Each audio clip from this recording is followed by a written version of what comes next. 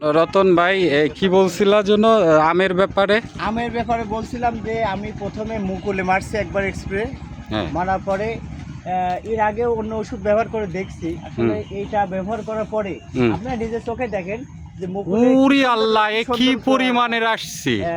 High high high high আবার high! দ্বিতীয় spray দিব, তাই না? তারপরে সুন্দর আরো সুন্দর হয়ে যাবে।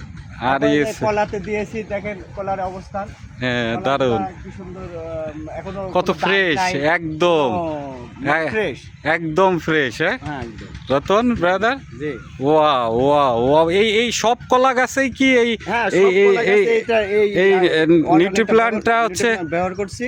হ্যাঁ এবং আমাদের আরো জাম গাছ আছে, ওগুলা তো ব্যবহার করছি। আর ধান আছে, চলেন ধানে দেখায় ধানের অবস্থান। এই পুরা বাদে মানে আমাদের এই এখানে যা সবজি আবাদ হচ্ছে, হ্যাঁ রসুন থেকে শুরু করে যত রকমের সবজি আমি এখানে করছি, পেঁপে, হ্যাঁ হ্যাঁ আপনার বেগুন, হ্যাঁ হ্যাঁ তারপরে লাউ, হ্যাঁ সিম, হ্যাঁ হ্যাঁ পুঁই, হ্যাঁ। এই কলা সবগুলাতে শুধু এটাই ব্যবহার করছি। আচ্ছা আর কোনো আচ্ছা আচ্ছা, সার নাই।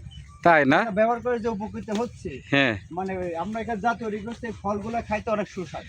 সবচেয়ে বড় কথা হচ্ছে যে রতন, এই এই যে বিষমুক্ত ফসল রতন করলো, হ্যাঁ, এর জন্য তো রতনকে অ্যাওয়ার্ড দেওয়া উচিত, পুরস্কার করা উচিত, কারণ সব ফলগুলোই আমার মনে হয় অর্গানিক। প্রত্যেকটা কৃষকই এই ফলটা একবার, এই বীজটা নিউট্রিপ্লান্ট। প্ল্যান্টটা একবার যদি ব্যবহার করে, সে বুঝতে পারবে আসলে এর উপকারিতাটা কি জিনিস। অনেক টাকা সাশ্রয় হবে এবং আমরা বিষমুক্ত খাবার খাইতে পারবো।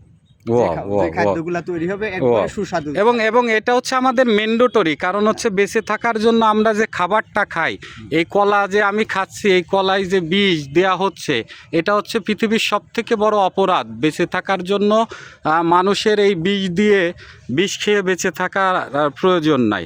ধন্যবাদ সবাইকে।